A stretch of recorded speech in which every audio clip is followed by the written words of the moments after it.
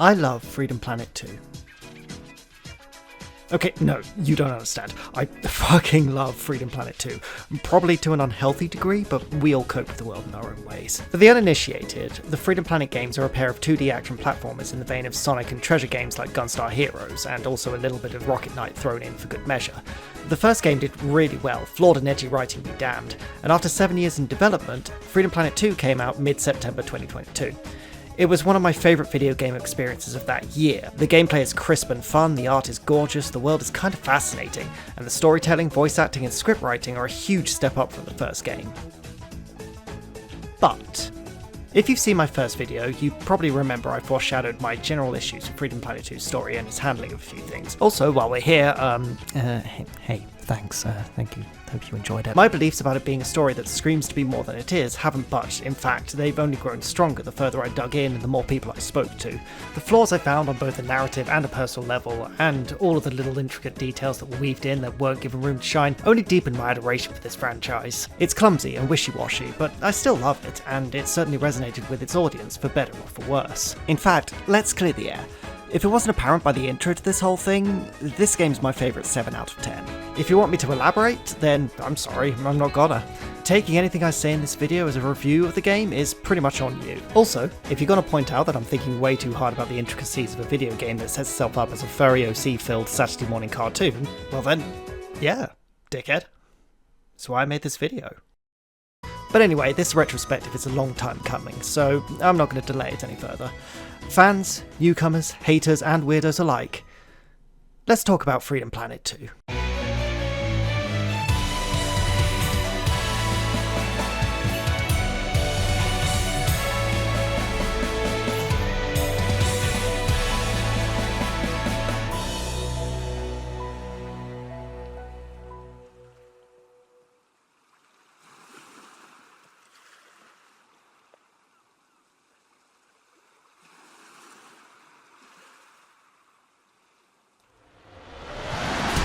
Before we begin, I'd really suggest watching my first video so you get an understanding of some of the things I talk about. However, if you're not going to, for whatever reason, then fucking, I don't know, enjoy your lack of context. Freedom Planet 2's story is hard to recap in a timely manner because it's a story that is created to make compromises. Let me explain. There are now 4 characters that are playable and a mahoosive plethora of stages, more than twice as many as the first game. Each character's story mode has you play every stage, and no stage feels outright bad, regardless of who's taking the reins, and that is astonishing. What this means for the story, however, is a different kettle of snakes altogether. Let me go down memory lane for a bit, where I was less than impressed with the demo and was prepared to move on. I'd forgotten all about the franchise, but I saw an announcement that Freedom Planet 2 was coming out, and part of me became intensely curious. It was pretty late at night, but I started anyway and saw Nero was playable. A tutorial showed me the ropes, which helped immensely, and I finally got into the game proper. Like the game before it, Dragon Valley came first. Upon arrival, it treated me with a magical vista coupled with a wonderfully complimentary music track. As I took in the view, I made my way down the first hill, and I felt the goosebumps form. Then I was struck by that fucking sax.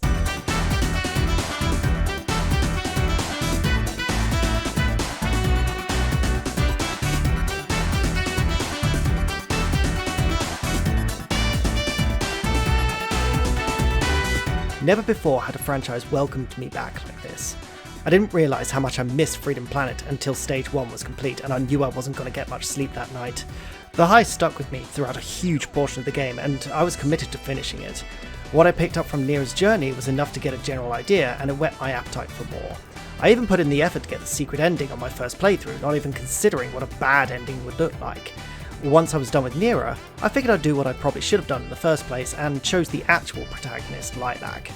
She was certainly more fun to play than Nero and her story beats were more interesting, but then I started to really pay attention to the story itself. The cracks I had noticed at first didn't get filled, in fact 1 or 2 actually widened. Still, I finished Lilac's adventure, so Carol was next on the docket. I got a little spark of excitement because her journey in the overall story was wildly detached from the group in quite a literal sense. Surely she has a different adventure, right? Okay, honestly, it's not that bad. I can honestly say that Carol and Mila, being as fun as they are to play, ended up being a saving grace now that the game has started to wear out its welcome. By the time I started on Mila, I was only thinking about the things I wish I didn't have to go through, like a small handful of stages and the half an hour to an hour of busy work to get the bits needed for the secret ending. But that wasn't what really got me. Once I finally was full up with the game, I was left thinking about the what-ifs. I saw how it was an incredible feat of writing to even make a story that can cater for 4 characters walking on what is essentially the same road. And at the same time, I was also watching these characters trip over each other constantly, robbing the game of so much juicy drama and the real actual personal stakes. And that's not even mentioning the immensely heavy themes it unfortunately fumbles in places. On top of that, it often becomes a logistical nightmare, so bear all that in mind while I try to wrestle with the whole thing. Like, it's a pretty good story, honest, just... you'll see.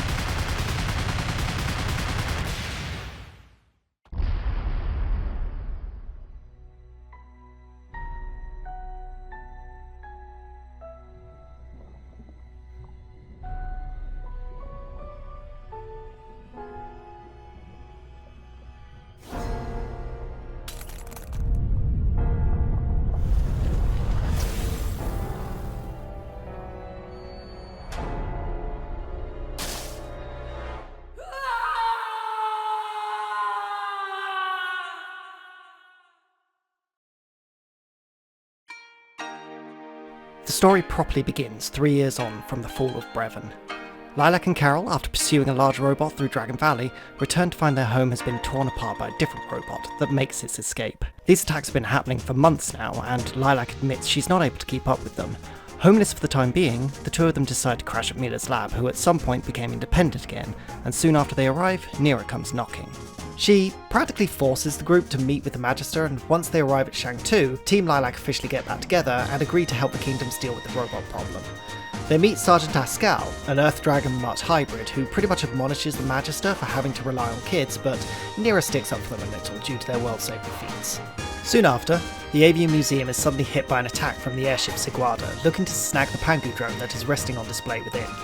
As Team Lilac and Nira clear out the museum, they come across the robot that wrecked their treehouse, and they wreck it back. Inside is a neurotic little mechanic called who talks so much he falls asleep.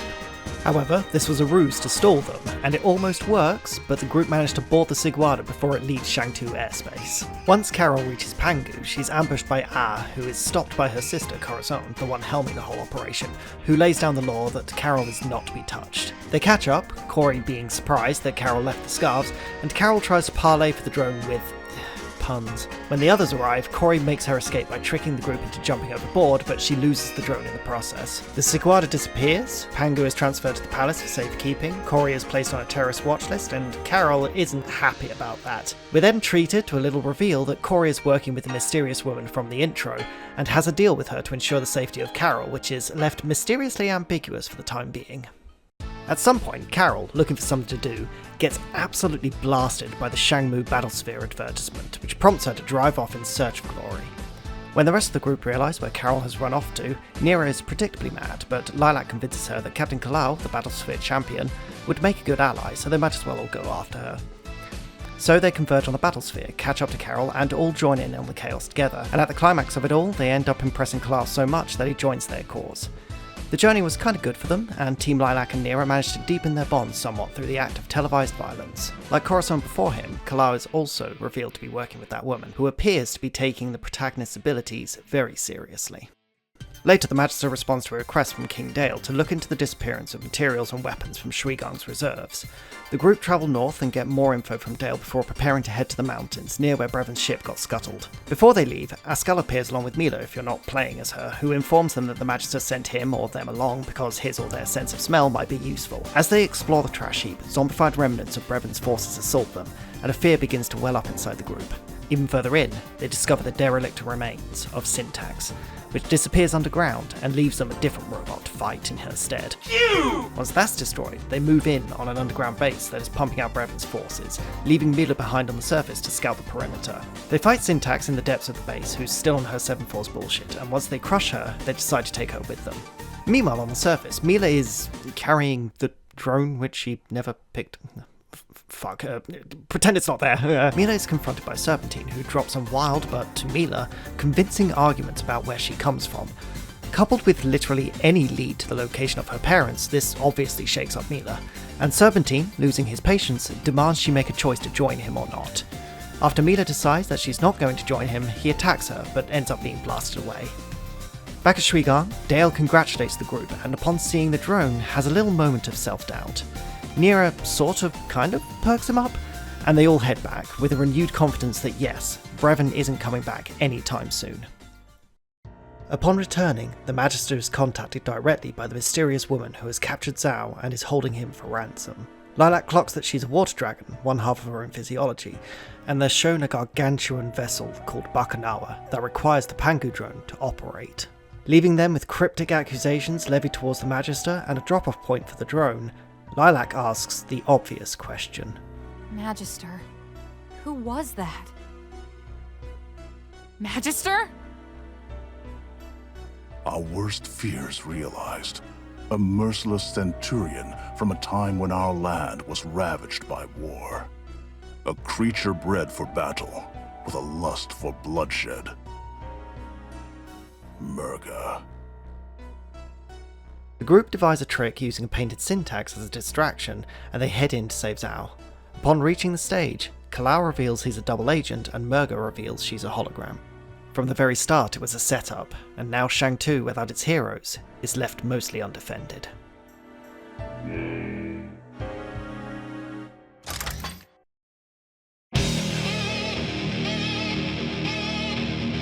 By the time the group are done fighting this fucking thing, Shang-Tu has been mostly occupied by Murga's forces. Lilac manages to reach the palace first, helps her Scal, and then realises too late that it was a mistake, as her Scal traitors the Magister directly to the jaw, which reveals that the Magister is also an Earth Dragon. Murga then makes her appearance and attempts to take the Magister's head off, but a slightly confused Lilac stops her, much to Murga's dismay. She insists the Magister pay for Shang-Tu wiping out all the water dragons during the war, which is used to Lilac somehow. At this point, the rest of the group arrive, Nira being especially mad at her Scal, and shouts out the usual stuff about not bowing to terrorists, to which Murga responds to by kicking the absolute shit out of everyone. I have fought better. Before they're finished off, Gong makes the split decision to get the fuck out and they escape, but the city is lost, which Nira takes especially badly. They decide to lay low in Shangmu, and we're shown Murga subjugating the city and announcing that it won't be harmed as long as her operations in a nation known as Perusa are untouched. Team Lilac and the others manage to reach Shangmu safely, and while in Zhao's library, Lilac pops the question to the Magister about the Water Dragon's fate. Your Excellency, about what Murga was telling us, was any of that true? Yes. Why? It was a different time. We were at war. We had no choice. No choice? How was almost wiping out an entire race even a choice? There are no good choices in war. There is only survival, and the means to achieve said survival. Surely someone of your upbringing would understand that. Oh no! Don't you dare try and guilt-trip me! I never killed anyone when I was in the Red Scarves! And yet, did you not behave in a manner contrary to your true self, simply because to do otherwise would invite the scorn of your peers? Did you not comfort yourself with the hopeless lie that you were a good person, in spite of the crimes you committed? The sins you inflicted? You don't know what you're talking about! You don't know anything! Hey, that's enough! That's still the Magister you're shouting at. Besides, this here is a library. The argument makes dinner awkward, even with Nira's attempts to boost morale. We get a little bit of history and an explanation for how Murga can even exist in the current time, but ultimately nobody knows what to do at this point, which doesn't help when Carol decides she's going to go and convince her sister to switch sides, which nobody agrees to. As a result, Carol jumps ship during the night, and when this is discovered the next morning, Nira is furious. After Mila steps in to calm her down, the group, along with Zhao and his airship, prepare to track their missing Wildcat, and the Sigwada was last seen in Perusa, so to Perusa they head.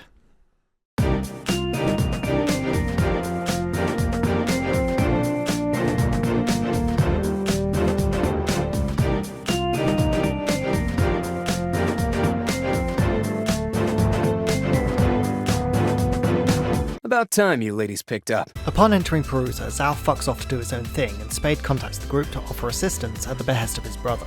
He informs the group of the myriad of events that are taking place which they must tackle, and if you're playing as Lilac, we find she resents the Scarves for being born into the organisation after they stole her egg, despite Spade looking after her basically all her life, implying Spade knows something about her past.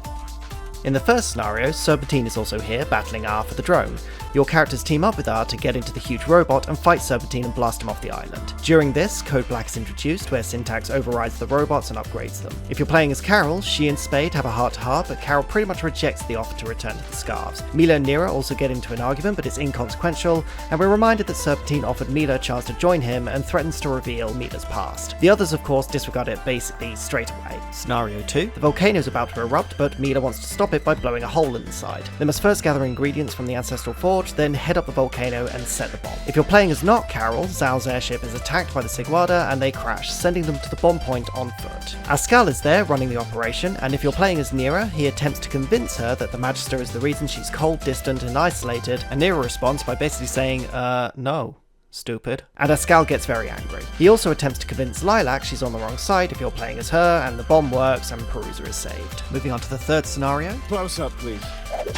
Clow is here, and he's manning the beacons that are causing earthquakes, but using his celebrity status to keep the citizens unaware. You all smash the beacons, lure him out, watch his narcissism go into overdrive, and defeat him in televised combat, at which point he starts belting out how he believes in Murga, and also laments how he's stuck in the battlesphere and wants desperately to be a real hero. After admonishing his fans on live TV, he tries to make up some bullshit to save face, and then jumps away never to be seen again. Heading on up the Lightning Tower, if you're playing as Carol, she meets Corey and is sent to sleep after kind of failing to convince her to defect, then is slapped on a boat in the middle of the ocean where she meets up with the recently blasted Serpentine, and they join forces so Carol can get back to the island and Serpentine can get Syntax back. Other miscellaneous stuff includes a Water Dragon museum with a lot of generally weirdly falsified info about the Water Dragons and a recording by Princess Cordelia of Shang-Tu, an Earth Dragon who was alive during the Shang-Tu-Perusa War that happened like 300 odd years ago. We'll put a pin in this for now, but it's, really important. After these events, the group find themselves back at their base, but Spade is gone, and he's taken Syntax with him. Nira contacts Dale, which reveals that Spade lied to them, then Carol appears with Serpentine. Nira almost comes to blows with her, but Lilac gets between them and tries to negotiate peace, and thankfully Gon calls up to break the tension. He tells the group that Murga disappeared with Pangu, and it seems she left Shang-Tu intact despite the group's meddling. She also left a message requesting Lilac comes and meets her alone so Murga can tell her everything, the truth as it were. Lilac, ignoring the warnings of it being a trap, tells the others to go after Syntax while she sets off to hopefully get some answers, but the others, with Serpentine in tow, decide to follow her instead, leaving the other kingdoms to deal with Spade. Eventually, Lilac meets Murga and is told about the subjugation of the Water Dragons under Shang-Tu, something Lilac and it seems the rest of the world was very unaware of. The damage that was done is genuinely heartbreaking for Lilac, but she can do little more than apologise for her ignorance. Murga then offers Lilac a chance to join her on a journey to the stars, which prompts Lilac to ask what will happen to Avalis, and Murga responds with basically the wrong answer. Does it matter? Unfortunately for Murga, it does, and Lilac backs off. Murga attempts to capture her but is stopped by Serpentine, and as he accidentally distracts her, the others swoop in to get Lilac back on her feet. Unfortunately, the group are too late to stop Bakunawa from activating. You needed Pangu.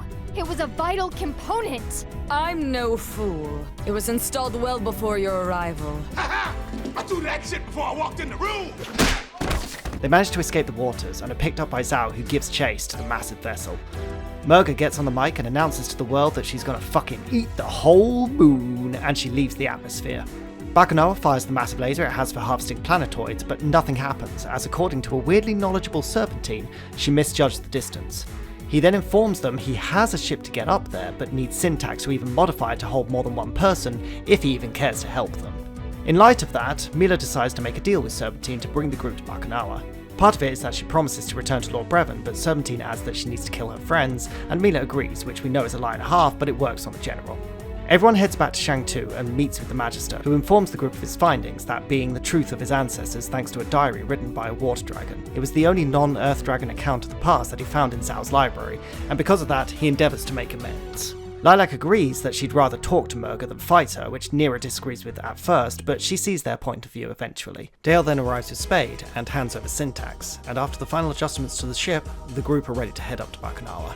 When they get up there, the group is dumped out early and they assault the tail. As Serpentine surges on ahead, Team Lilac break through the heavy defences and then do battle with Ascal and Ah in a tandem robot. Once they finish it off, they get to talk to Ascal, who is struggling with the fact that Murga was basically lying to everyone, and it wasn't the fight for equality that Ascal was promised, but rather whatever this is. Ah reveals that all he wanted to do was go to space, and the group go on ahead. They head up a massive elevator, and at the top, they are greeted by Corey. If you're playing as Carol, Corey is forced to fight her after Murga threatens to remove Carol herself, lethally. They fight all the way to the bottom, wrecking the elevator, and at the end of the battle, Carol just tears into her sister for not standing up to Murga and her crazy revenge shit. Just as they reconcile, Murga makes good on her threat and attempts to kill Carol, but hits Corey instead. An enraged Carol attacks Murga, but is simply swatted away, and Murga tells her that she can save her sister if she's treated quickly, then disappears. Carol calls up Mila, Mila heals Corey, and we move on. As the group push forward, Serpentine activates Code Black in the heart of Bakunawa and attempts to take over, so the group confront him. There he reveals Mila's connection to Brevin, which the group pretty much shrug off until Mila is subjugated by Syntax if you're playing as her. Before she commits to murdering the group, she manages to break free via the power of friendship or something, and after Serpentine is defeated, he attempts to flood the chamber with indoctrinated robots, but Murga takes control back from Code Black, and Mila unloads some frustration on the hapless snake. With that done with, the group make their way through the front end of Bakunawa to confront Murga. Before any of the group gets a chance to say anything, the Magister butts in. Unfortunately, and maybe predictably, his pleas for Murga to come to her senses fall on deaf ears as she tells him how meaningless it would be to reveal Shang-Tu's crimes now, and thus she attacks the group, being wholly done with their shit. If you play as Lilac, she gets super emotional at the end of the fight, screaming an impassioned monologue at Murga along with a desperate attempt to tap into any possible empathy Murga could have that only serves to make the old warrior more angry. Pangu then plays back a message from Cordelia, garbled and corrupted by time, which causes Murga to break down. Your character attempts to console her before Syntax appears, who's now taken control of Bakunawa and is gearing up to resume the moon harvesting operations. Team Lilac then have to deal with that, and Murga lets you do so as she hangs back to contemplate her actions.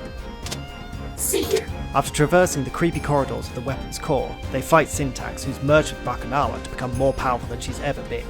As the battle rages on, the group soon find that Syntax regenerates faster than they can damage her, and Murga comes in to rectify that with a powerful strike, endeavouring to take responsibility for her actions. With the collective effort of Team Lilac, Nira and Murga, Syntax is annihilated, but manages to send a distress signal as Bakunawa starts breaking up and falling towards Animus. Content to go down with the ship, Murga tells Lilac to go, saying that there's no point in her continuing on. But Lilac, ever the hero, insists she comes to find a purpose. A spiteful Syntax wreckage that's barely hanging on sucker punches Lilac, who slips into a hole unconscious. Luckily, Murga reacts and dives into the darkness to save her. Bakunawa hits the waters of Avalis, and everyone manages to escape thanks to Murga's crew, who are arrested on the surface. Murga, however, is nowhere to be found. Lilac awakens in the palace clinic and eavesdrops on the trial of Murga's troop, who are given drastically reduced sentences due to Shang-Tu's past crimes coming to light. After the sentencing, the Magister talks to the others, minus Lilac, who's staying incognito, and informs them that he's stepping down as Magister, effectively removing the monarchy, an action he believes is the first step Shang-Tu must take to start making up for his ancestors' past. Nira is made regent until a replacement ruler is voted in, and each character then has a wrap-up scene. Lilac almost manages to leave without anyone noticing, but Carol catches up to her. She tells Carol she's going to find Murga alone, and they hug goodbye, knowing they'll see each other again. The others arrive just in time to miss their chance to say their farewells, and once more the world becomes a Freedom Planet. And there you have it. Freedom Planet 2 boiled down to its absolutely necessary components, though there is one last scene, but I'm saving that for later. The story, I feel, is at worst functional overall, but as you're probably very aware of by now, I believe that it's missing so much of the oomph that it deserves. Before we start getting into that though, I want to say that I have a friend who one time in a call was listening to me talk about Freedom Planet, which he never intends to touch ever and he knew nothing about, and I started throwing in some of my fan theories and reworks of the characters, and then he just turned and very matter-of-factly asked, Hey, doesn't this make you the Ken Penders of Freedom Planet?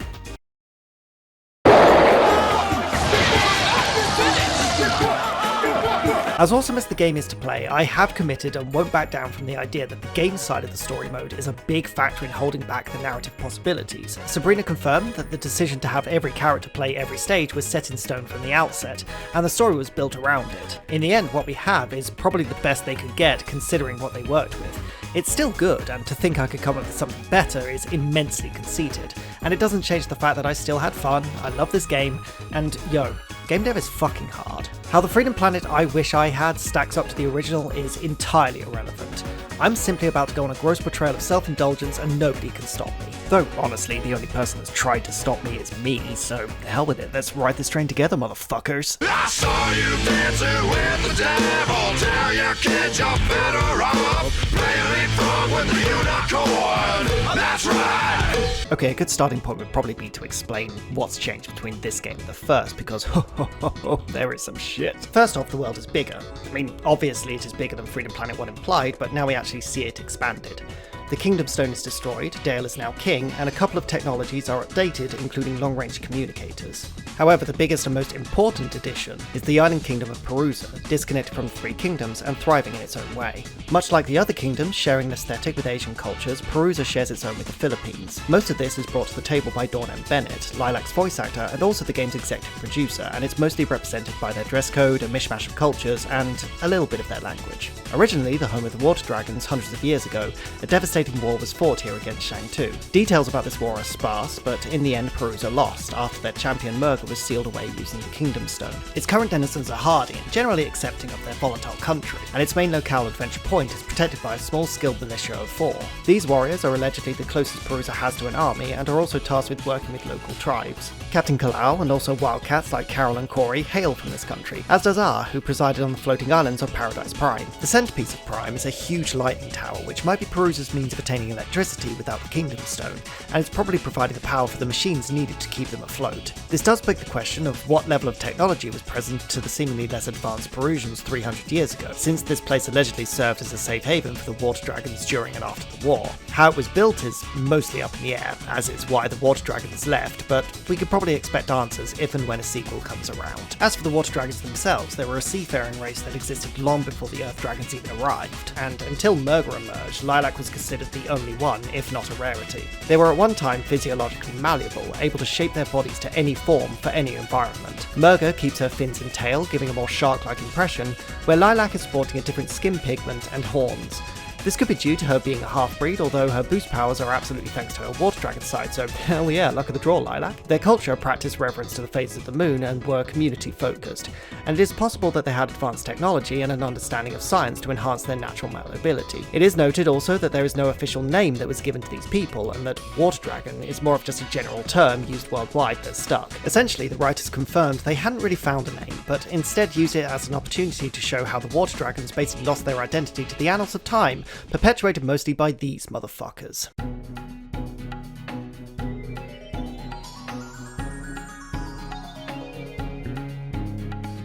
So, the Earth Dragons existed in the first game, but they weren't assigned an element yet.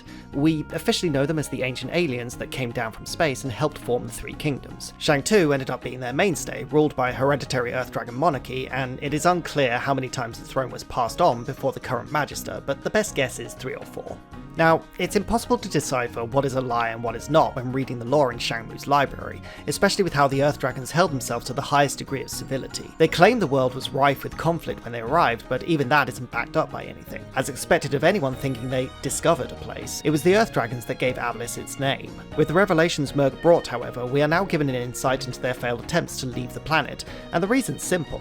their water dragon slave labour rebelled. The details of this enslavement, whether it was just the water dragons or all species on Perusa, if indeed other species occupied it back then, are vague at best. It can be speculated that even though the water dragons were favoured by the earth dragons, what with them offering stuff like advanced medicine and modern infrastructure to the locals, shit said locals didn't need, the end goal of enslaving them was still the point. The methods used in their subjugation were slow and insidious, a large amount of it comprising of an erasure of culture, starting with simplifying their genetics, right through to convincing them their customs were backwards, and assigning handlers to watch over them. The war only started because coastal towns and tens of thousands of water dragons were wiped out when Bakunawa's planet laser accidentally fired. The centuries dragged on, and all of this was rewritten and covered up as survival against what they pretty much called a cruel and treacherous tribal force, and now even the present generation of Earth Dragons are blissfully ignorant of their people's horrific past. So dedicated to the Water Dragon's destruction and their future perception were they, that they martyred one of their own royal family despite the fact that she attempted peace talks on behalf of the Water Dragons, something conveniently omitted from official Shang-Tu and Perusian history. Hell, it's kind of fucked up to imagine what happened in the undocumented 3 centuries till now for the Earth Dragons to cover up this much red, but given the tonal direction the franchise seems to be going in, it's likely we'll never know. And funny now that I've mentioned tonal direction,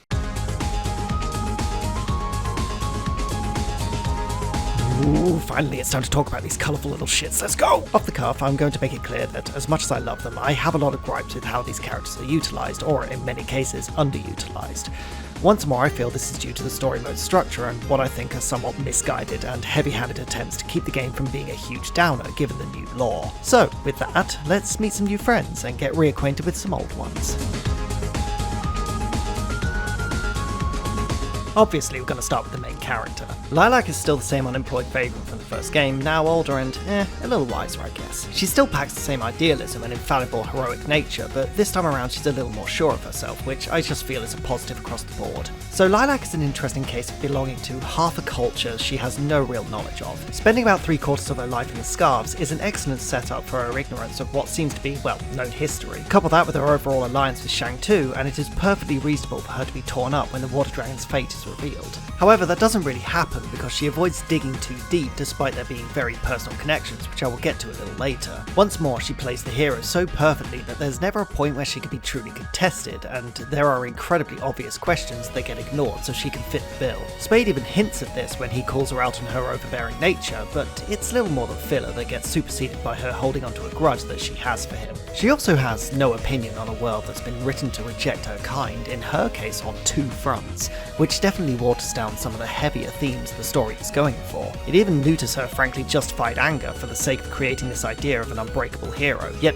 all that makes her is a loyal agent to a kingdom that is perpetuating the shit she's immune to, and she still has nothing to say about that. Since this loyalty was set up in the late game of the first, despite how badly Shang-Tu treated her, the story could only really draw tension out using Lilac's character flaws, but the unwillingness to really implement any, or at the very least explore such traits, hinders that possibility, which is kind of a shame as it ripples into other characters somewhat. I get it though, the decision to not dive too far into any of that territory was honestly necessary given the story's tone. So with all that in mind, let's switch over to someone else.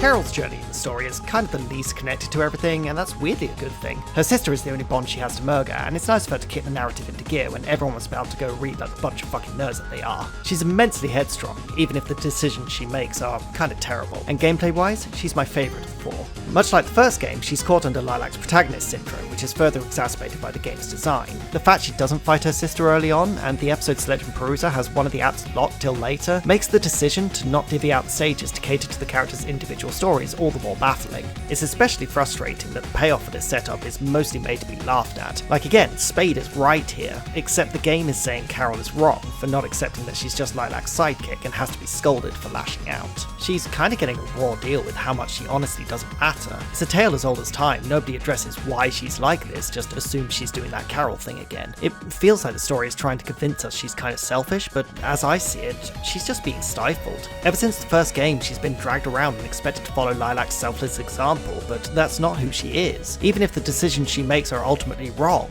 she's still right to pursue the independence to make those decisions. Her feelings matter. Corey is her sister as much as Murga is a water dragon, but just because Lilac doesn't seem too bothered about that fact, should Carol disregard her family? Like, who's really being selfish at that point? But we know how this plays out, so ultimately she's just being a stubborn child, and the only feel-good outcome of it all is that she refuses to apologise for trying to help family. Despite all that, a fair amount of her story's shortcomings are kind of made worse by her sister, who I'll get to in a bit. But moving on though, let's talk about...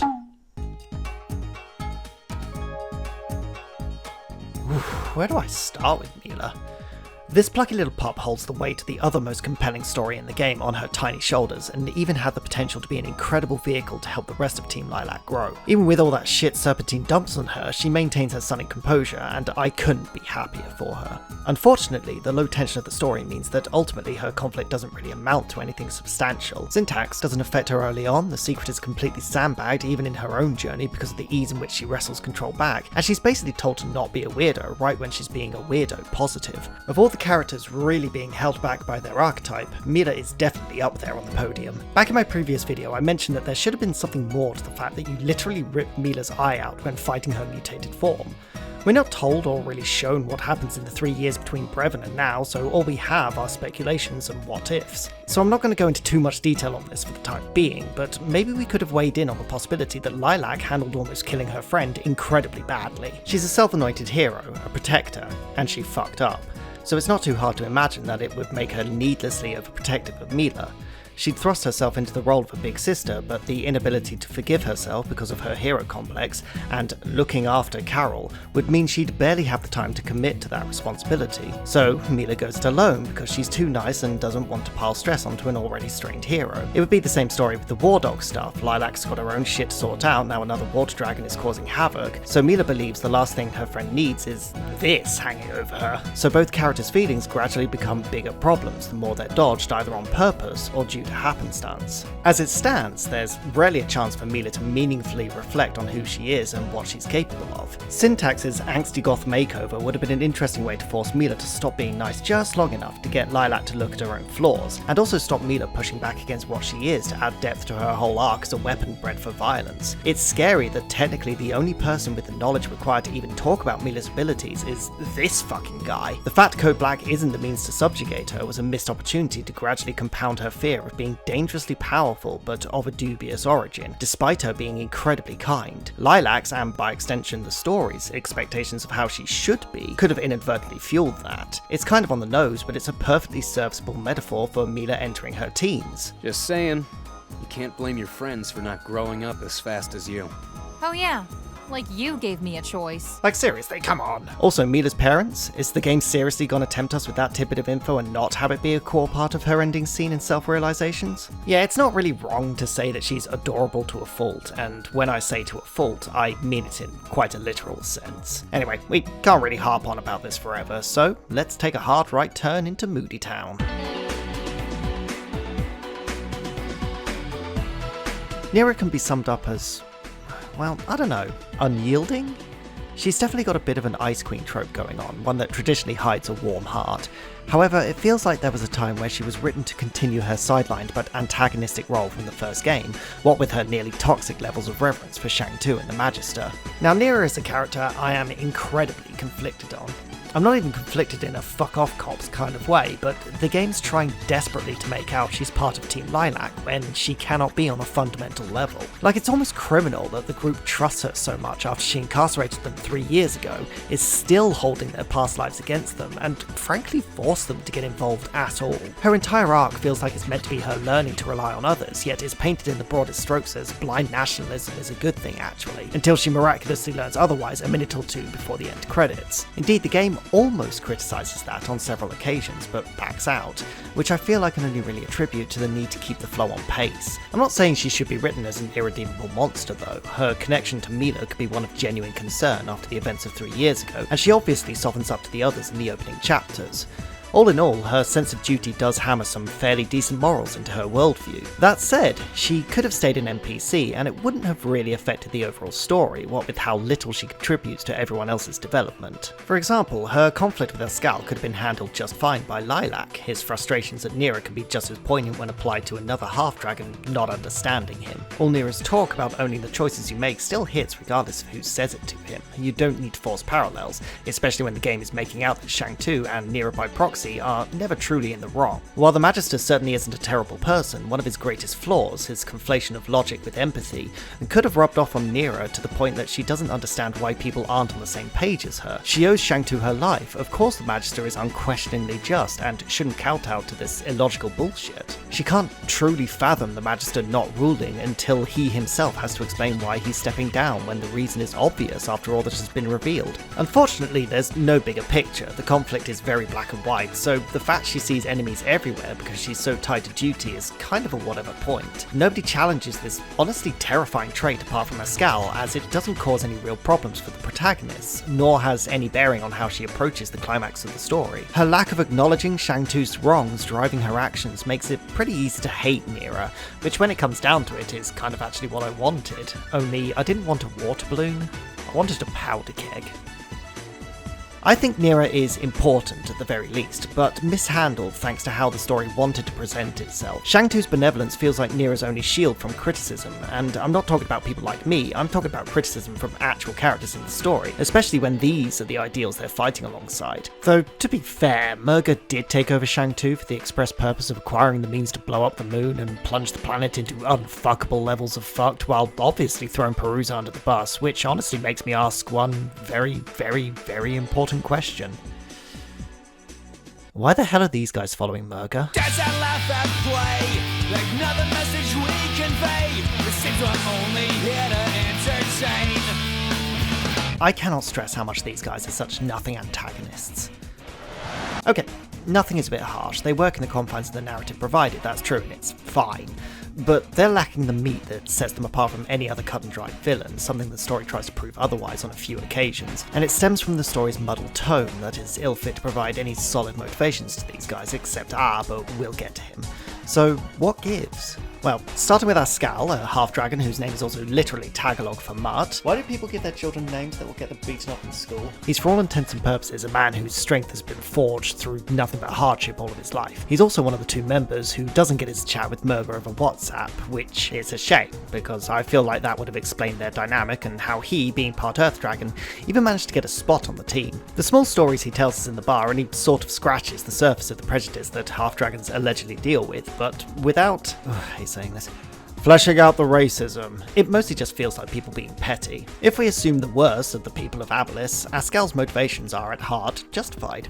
He's right that there is something horribly wrong with Shang-Tu's ignorance and how half-breeds are generally met with disdain. This is a man who'd hear Murga's story and be charmed enough to join her cause. So far, so good. However, he's weirdly disconnected from the other members, which is a general problem all around. This could be the result of budgeting or the limitations of doing cutscenes on a 2D plane, whatever. Point is, it's kind of jarring that a man fighting oppression isn't more appreciative of the Abyllesians who work alongside him without that prejudice, or wouldn't question why Murga is okay with probably killing a lot of Perusian natives in the process of erupting a volcano. Like, it's weird to think that he was okay with that, but damn, eating the moon? Oh, that might kill too many. It's the same for Kalal, a man who frankly deserved to be dealt a way better hand. His arc and subsequent departure is a joke when he could have been an excellent and genuinely deep character. The possibility that he could have been a bright-eyed little guy hoping to represent his homeland, but was instead painted in Shang-Lu colours and had a persona forced on him that had nothing to do with his roots was kind of sadly missed. It's no secret to us that Zhao is a massive fucko despite his role as a comedy relief, and Shangmu is all around a pretty corrupt kingdom, so it could have been easy to say that Kalao is overworked, underpaid, and disrespected on top of having a front row seat to prejudice in real time, and the blatant racism on show when someone as skilled as Ascal is rejected could have been another radicalizing moment for him.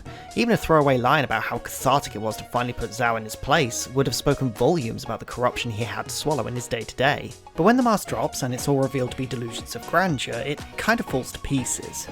Part of this, in what is most likely a cost-cutting decision, is his dialogue is designed to be compatible with all four characters and doesn't change in the slightest for any of them. This means that there's no way to create a dynamic between them, not even room for a debate about heroism with Little Miss Hero Pants herself, so the only logical end to the scene is a punchline, and the one we're given deliberately removes any of the captain's objective righteousness. Any point he might have had, any weight behind his ideals, is destined to be discarded as the ramblings of a narcissist. I get it, that's the joke. But he also touches upon things way too important to be ignored, and I feel I could accept this more if there was at least some acknowledgement of him after the fact.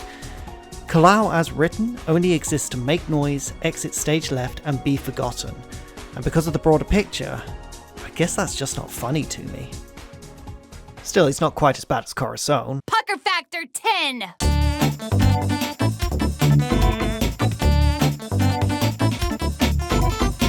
I cannot pass what they were trying to go for in regards to her motivations. I'm definitely going to give props to her design though, she looks fantastic, especially with consideration that her earlier designs were a bit But looking good doesn't help when I can point at this character and say, this is bad writing, chock full of contradictions and sloppily executed. She's a shit-hot merc with what amounts to a Sky Armada at her beck and call. She literally has no reason to bow to Murga, let alone follow her to space, even on a professional level, because her job would have been done when Pangu was installed. She also maybe cares about Perusa, but like everyone else discards that when Murga is doing whatever she's doing over there, so that's pointless. So the only angle left is the protection Murga is supposed to provide, but the battle in the palace should have irreparably damaged that deal. However, in direct conflict to that, there's this joke about getting someone else to fight her sister, which is contradicted when she becomes a pilot in the BFF 2000, which undercuts this already forced final encounter, which culminates in, At least we'd have each other. not if she died at any point. But then why should we care when the backstory between these two is literally, you ran out on me? Yeah, with no arguments about their respective life choices. Thinking about that, did Corey know where Murga's plan was going? Because what possible protection could be provided when she's so blasé about Carol joining the Scarves? Why is Murga the moment she fears for Carol? If that protection is, I won't kill your sister, then when did Murga even learn about Carol? Is protection deliberately worded as such to keep the PG rating? How the fuck did I get here? Man, Corey is a mess. The thing is, all this could have been avoided if we allowed even a shred of emotional vulnerability to her name. Why hasn't she contacted Carol at any point if she knew she was in the Scarves? Why is mercenary work any different from gangster shit? Maybe she could have an overbearing shame that distanced her from her sister, and as such she had no idea Carol left the Scarves, what with the recent jail time and her still wearing the colours. Maybe Spade saw an opportunity in that and is conning her with the promise that she can buy Carol out of the organisation, and Murga has Kalau's money, so hey, there's her motivation. When Carol pops up in Shang 2, Corey panics and leaves, but the money Murga is offering is too important, thus Corey keeps Carol a secret because she doesn't want to be a liability to her current employer. That way, Spade has a legit reason to have Carol return to the Scarves, but with Syntax he has a better payday, so whatever. And Carol gets shoved on a boat with a note where Corey gives her context, thus Carol is mad enough at both her sister and Spade that she'd take up Serpentine on his offer. Then on Bakunawa, they're both surprised the other's there, and Carol accidentally talks too loud and Murga demands to know who that is, and Corey now has to confess. With Murga already stressed, she now sees her as a traitor and issues the threat, and bam! Corey has no choice, and Carol has to deal with not being listened to, like she's put up with her whole life. So they both explode and fight. At the end, Carol tears into her for being overbearing like Lilac, and the pointless need to be a good role model meant Carol never got what she wanted, her sister. Instead, Corazon is drowned in contradiction for the sake of entertainment, and it buries any emotional weight, leaving behind, well, a mess. Packaged alongside all of that is a problem that's shared among the whole group, and that is none of them are really written to be inherently evil. Outside of Murga just lying to them, their motivations to stick with the team are held together by tape and prayers, where they could have gotten off of Murga's crazy ride at any point, especially the one with the whole-ass airship.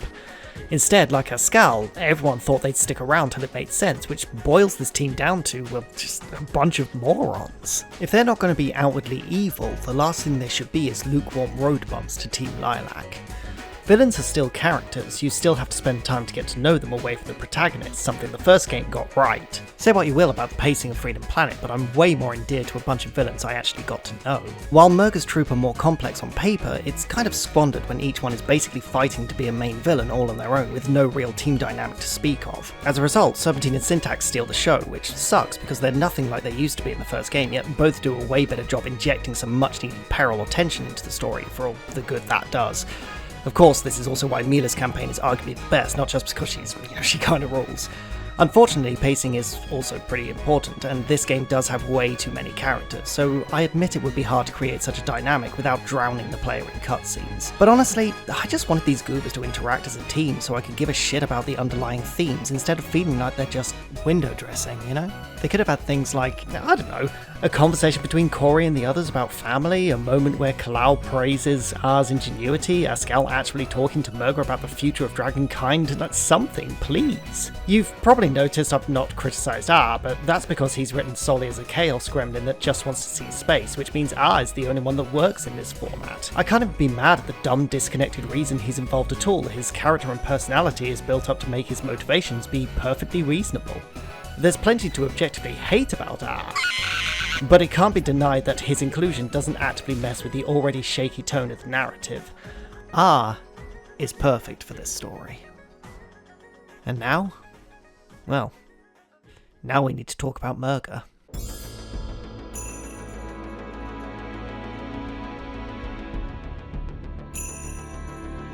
I wanted to believe! I wanted to see you for what water dragons were meant to be! But our past, our history, they're nothing but chains, and we are choking on them! We might be the last of our kind, but that's not all that defines us. We are the people we help, the friends we make, the love we share, and the world we leave behind. That's who we are, who we can be, but only if we decide. As I mentioned before, the second time I played through this game was with Lilac. When I got to this moment, a few things swam around in my head, and one of them was, well, hats off to Dawn, she did a great job. Melodramatic, but emotional nonetheless. The other was, somehow this didn't feel right. It was simple, clear-cut and obvious, a good plea for civility, but in the pit of my stomach it stirred. How belittling this all felt. I'm not going to disparage the game's core message in that war is bad and violence begets violence, but let's not beat around the bush. Murga is a genocide survivor, a warrior too strong to kill, thus was sealed away for centuries only to return to find her race gone, homeland changed, history erased, love martyred, and the world oblivious or even worse, uncaring. Her rage in that moment was unfathomable, so she plotted and prepared for 3 years, ready to take her revenge on Shang-Tu, by ruining the whole world because, well, it doesn't matter, as long as the Magister suffers.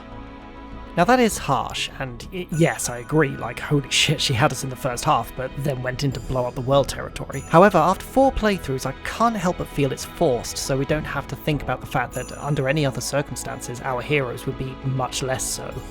Murga is my favourite character, but I think I love a Murga that doesn't exist, or more to the point, couldn't exist in this story as it is. Because here's the thing, there is an underlying tragedy to her existence that the game, in a lot of cases, goes out of its way to bury. It's so biased towards Shang-Tu and Team Lilac being the good guys that every time Murga has a sympathetic moment, it's countered with the game smugly exclaiming, "Yeah, but," and gesturing in the direction of Bakunawa as she chuckles all sultry-like. Trying to quantify whether she's justified in plunging the world into shit is a waste of time, because why does she need to do this? She's as strong, if not stronger, than Brevin, so why in the 3 years didn't she just waltz in and lop the Magister's head off and be done with it?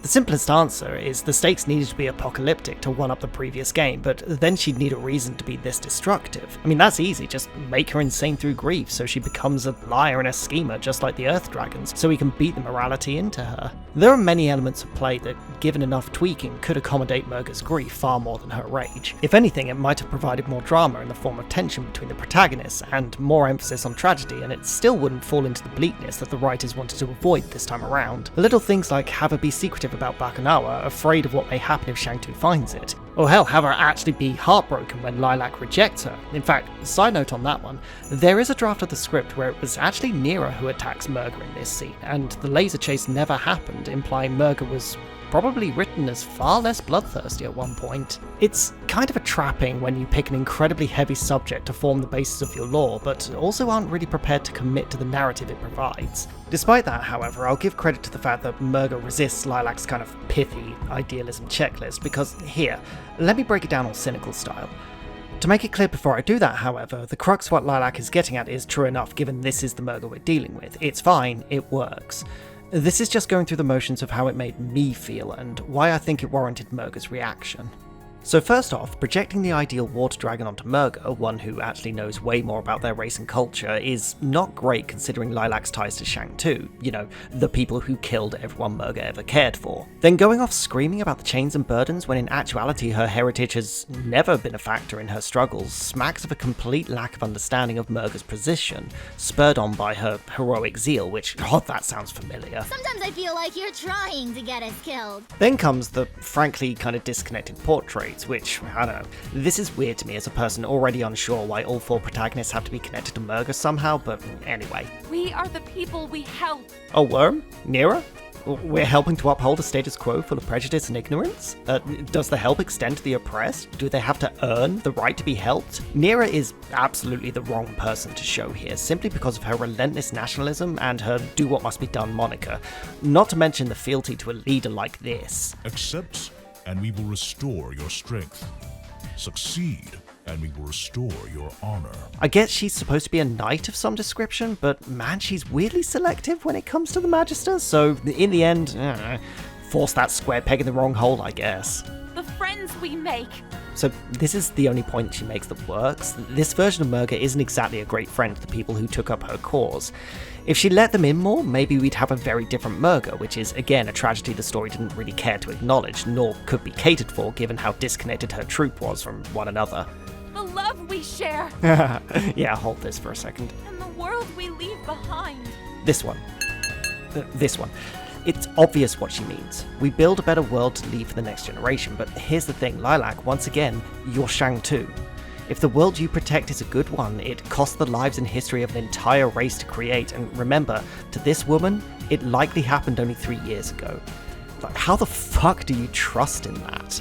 What better world are you going to create standing where you stand? So what's the other option, huh? An immoral peace? A peace where people like us are unwanted? Outcasts who get shaded glances from more acceptable members of society? Is that whose world you're fighting for? Because I can tell you right now, it won't be enough. It will never be enough for them. That's who we are. Who we can be. But only if we decide. Just like that, huh? I like to believe this is the core of why the speech doesn't work. Neither Lilac nor the Magister know how to speak to Murga's grief, and the Magister's too little too late solution to all that's transpired sounds like nothing more than damage control. If anything, Lilac is speaking to Murga like an Earth Dragon whose only solution is integration, something that could be construed as the very thing Murga was fighting against. And that honestly could have worked in some fucked up way if she only channeled the one Earth Dragon that could speak to Murga.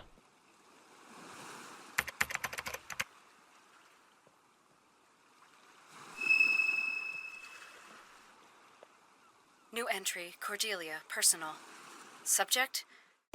I've been pretty vocal to anyone that cares that I'm not big on the secret stage, and that's because of how damaging it is to the narrative, or more specifically, to Cordelia. But then again, who the fuck is this Cordelia bird in it? Well, to summarise, she's a Shang Tu princess who naively believed that logic would bring order to the conflict that was happening at the time, despite the atrocities her kingdom was committing, and ended up being captured by the water dragons when she went off to broker peace on her own. She slowly came to understand and accept their ways over the course of her time in Perusa simply by virtue of walking around and seeing things, and at some point became romantically involved with Murga. People joke about this, but I don't think it's all that weird. Murga was feared even by her own people, and Cordelia was, well, Cordelia, so they may have taken comfort in having only each other to really talk to, no matter how antagonistic it may have been. She was also the only person who really saw the toll the war was taking on Murga, and it can be implied that the prospect of losing her became the sole reason for attempting the now ill-fated peace talks, where her history mysteriously ends. But here's the thing, none of this really matters. The main purpose of the journal entries is to gate off the secret stage and extended endings, although at one point there was a bug that still played them even if you didn't complete the journal side quest, and it showed for all that the journals tell us, their existence is completely inconsequential filler. Cordelia's main reason to exist is to give us, the viewer, vague historical context, not the characters. After the discovery of the journals, nobody even mentions these things, and because Murga is way too subtle about it, if we're being generous, Cordelia comes so far out of left field that part of the stipulation to get the secret ending is that you have to watch every entry.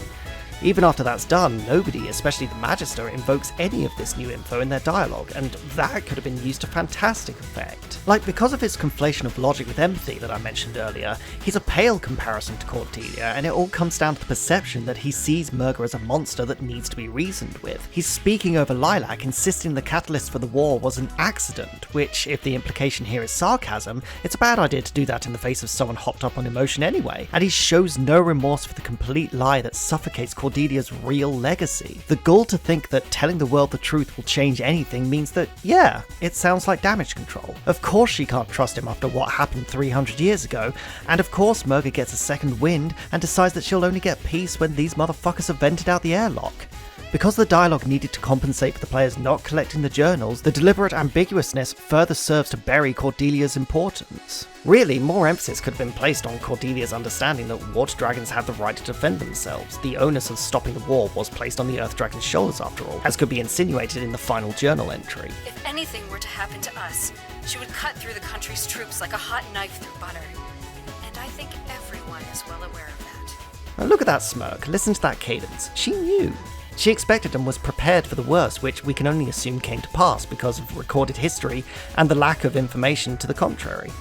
Because of this, you can say it's almost insulting for Lilac to assume that Cordelia didn't want Murga to take her revenge. She could never have predicted what happens over the course of 300 years. I can understand the need to hide her accounts away, to stop her kin from finding and destroying them, but at that point, why not just put them all on Pangu? I can only assume, judging by the first game, that whatever work she implied she had to do in the after-credits stinger meant that Shang-Tu never got close to the drone. If that was the case, there's a degree of melancholy to her words, that she gave up trying to fix things and decided to leave it to fate. If there was a more organic means of finding these things, like implying that her work was deeper in the Ancestral Forge than Murga excavated because she was more focused on Bakunawa, then fate would have meant Lilac finds them. This in turn means Cordelia's empathy begins to seep into her with every confirming conviction against history's claims of the Water Dragon's savagery. I mean, shit, here's a hypothetical question I feel like someone would have asked. What if Bakunawa was completed back then? The Earth Dragons were evil enough to enslave an entire race, so what's to say they wouldn't have done exactly what Murga is doing? Murga could have saved the planet by removing the possibility that the Earth Dragons could ever get their hands on what is essentially a super weapon. Because of the stakes given to us, however, the possible nuance of her position is thrown to the winds of insanity, and Cordelia is reduced to a cliché that is invoked by video game logic to serve a Deus Ex Machina.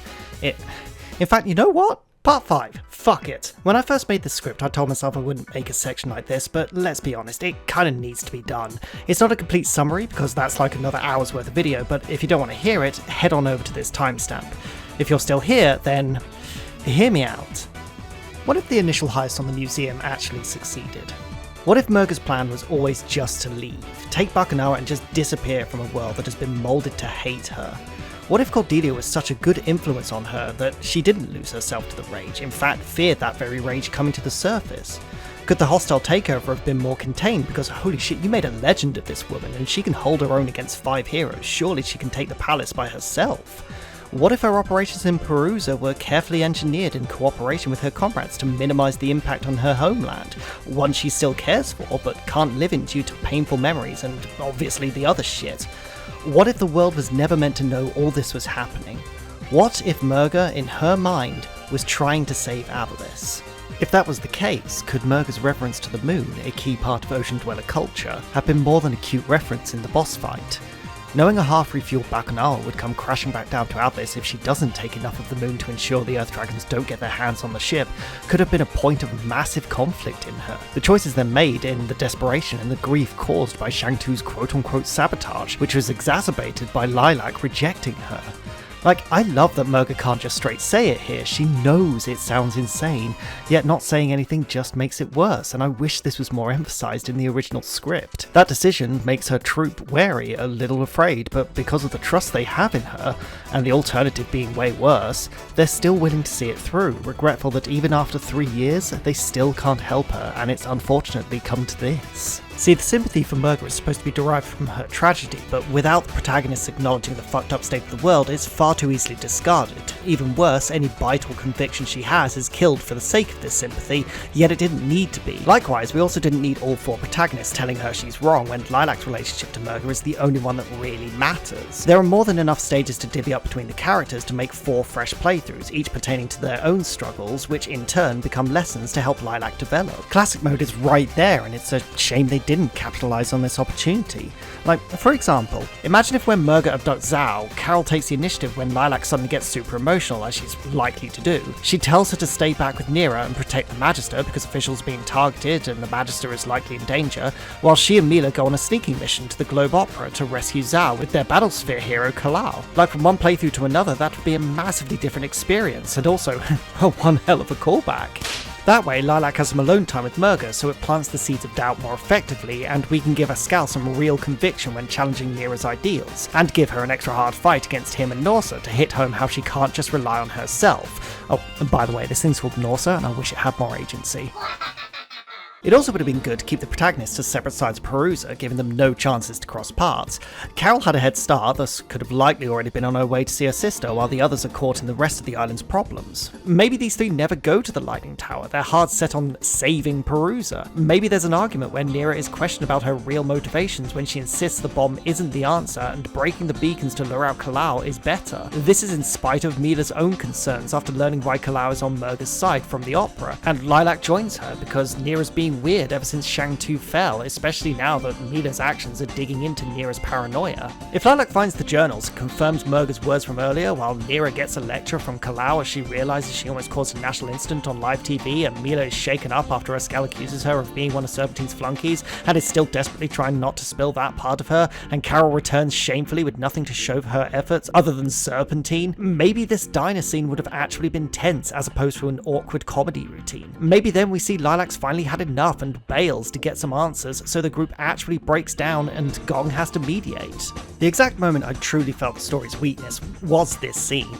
I wasn't joking that nothing of real importance happens in Perusa, all the characters just kind of shrug off the revelations and conflicts, and it culminates in a scene that establishes nothing but the game trying to throw a curveball with Murga leaving Shang 2 intact, but moving on. Even assaulting Bacchanal would have benefited from splitting the party and having stages happen in tandem, like Nira clings to Serpentine's ship and ends up fighting Ascal and the Rock Crusher while Al plays pinball with the others. Same with the Virgin Dynamo and Clockwork Arboretum.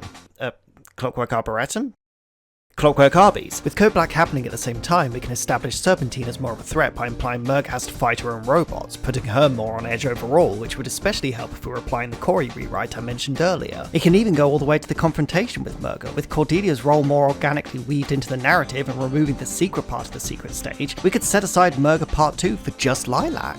We wouldn't even need to remove her monologue, used to set off Murga as she retorts all of Lilac's points and writes her off completely. Blow the other 3 off the stage and reserve this battle of ideals for these 2 only. They're both right, both wrong, but both too stubborn to change, and the fact that Murga sheds the weapons and reverts to the warrior of the past is just, you couldn't have set this up better if you tried. But again, none of this could be taken advantage of for full dramatic effect, as the world is too idyllic despite what it alludes to, thus the villains have no foot to stand on. When Cordelia's message disappears, we can't feel the sheer breadth of the damage the Earth Dragons campaign did to Murga, because no one emphasizes how fucked it is that they erased or falsified basically all Water Dragon history.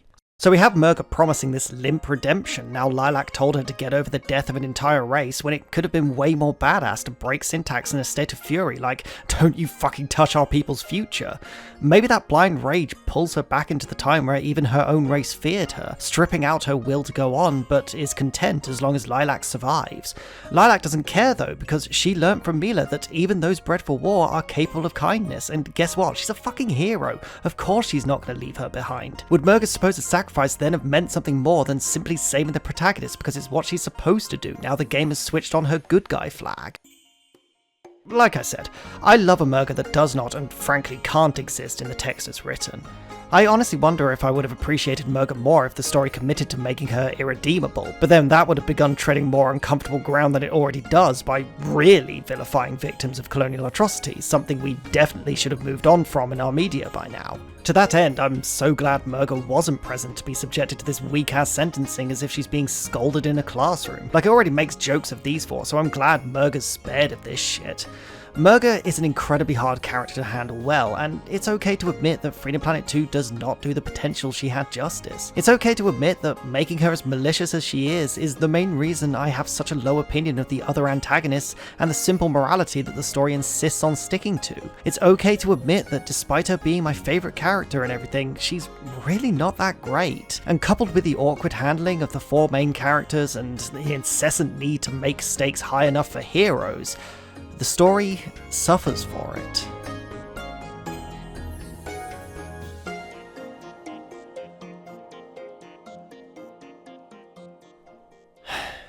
To be honest, I'm probably just frustrated that Murga's only solution to all of this is to blow up the fucking moon, so...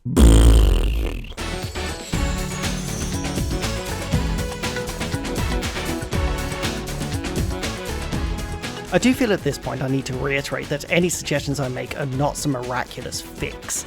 Like, I'm aware more work would need to go into the rest of the story if my versions were to exist, and believe me, I've already thought about it quite thoroughly. Freedom Planet 2 didn't need to be some life-changing narrative masterpiece. All I'm doing is pointing out what was very openly there to be used. I know I said that the storytelling was a step up this time around, and I probably should correct myself at this point, because I should have used the term more ambitious instead. It unfortunately couldn't escape the feeling that Freedom Planet's lore is a house that is built before its foundations, and it may result in this game becoming the weird middle entry, the one that felt like it should have solidified things rather than just building more house. Also, it doesn't really help that all the unnatural self-aware quipping amplifies the feeling that the characters are reading from a script, and it's a shame to limit talented voice actors like this, but there we go.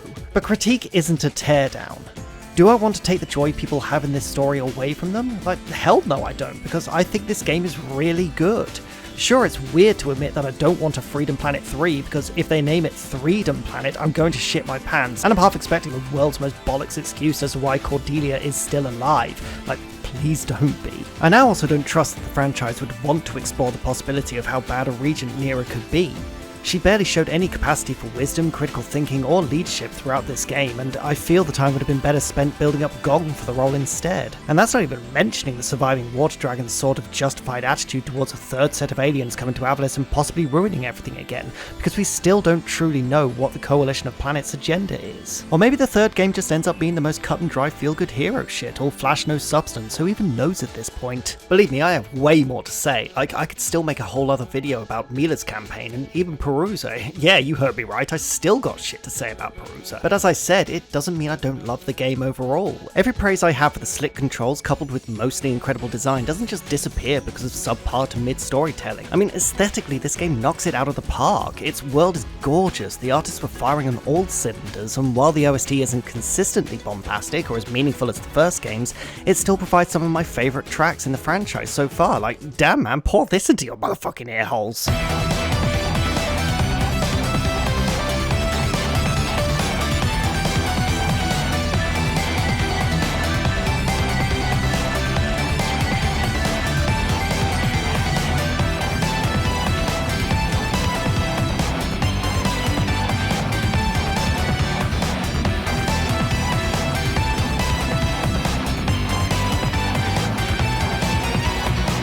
Hey, I got that heat.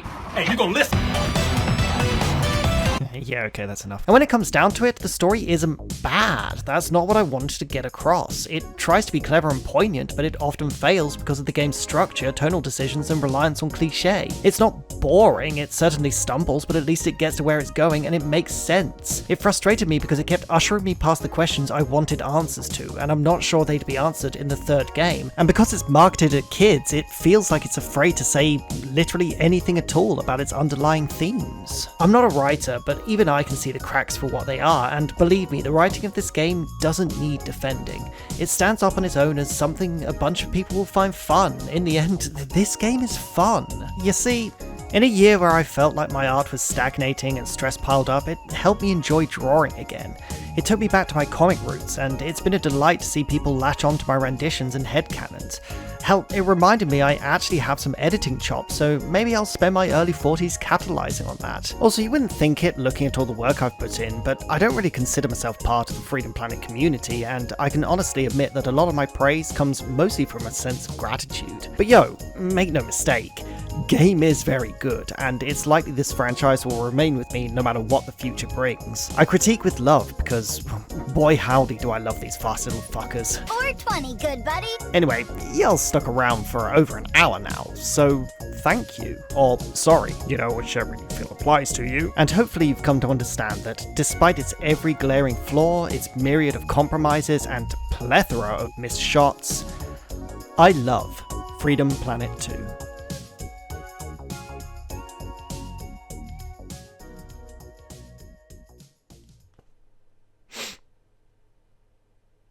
No, seriously, you don't get it. I fucking love it.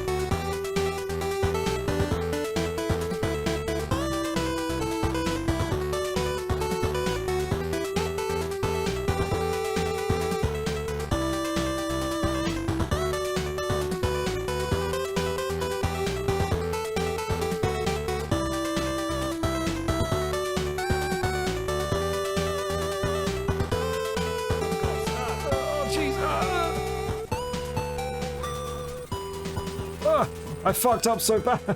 Where in this in the Freedom Planet lore is it that she gets a concussion by bashing her skull against the ground? Okay, so. Oh no, I was kidding!